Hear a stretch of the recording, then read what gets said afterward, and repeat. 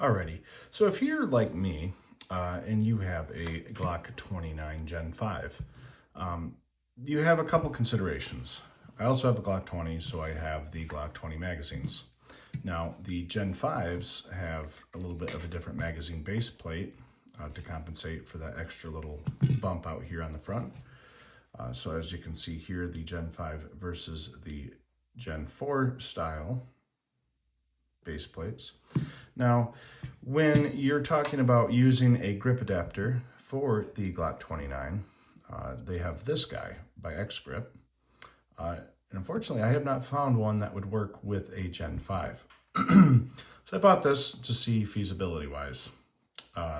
So as you can see, here's the packaging here. On the back, it says, I mean, they're cheap enough, but let's see here. It says for Gen 3, Gen 4. So it does not work with Gen 5. Now, why is that? I will show you right now.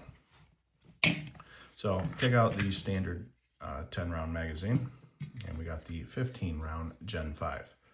Sorry, Gen 5. All you gotta do is slide these over. Now here's the issue. See that extra little bit overhangs, doesn't allow the XGrip to slide down. So what you end up with is this, a mag that you cannot see fully to enact with the mag release, and it's just not gonna work. Now you pop this over on an older Gen mag, slides down comfortably, you can put it in, seat your mag, and it'll work. So that is option A, just using the other magazines if you want to use the full-size mags in there. Other option, and about the only thing I could think of, would be to chop off this little lip here so this can sit flush, and that way you can use it on the Gen 5 mags, which would make it pretty much universal. I don't know why XGrip hasn't adapted to this yet. I know these are fairly newer released. Obviously, these were released, I believe, this year or within the last year or so. So they haven't really changed design-wise and accommodated for that fact yet.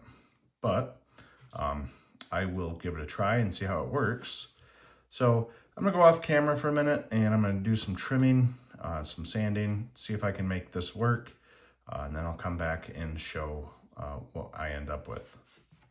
Alrighty, and lo and behold, I am back. All I really did is take a knife and chop that flush and ran it on a piece of sandpaper to smooth it out. Obviously, I could do a little bit more in terms of aesthetic, but for the most part, it's ready. So here we got the Gen 5 magazine here. Now it sits flush.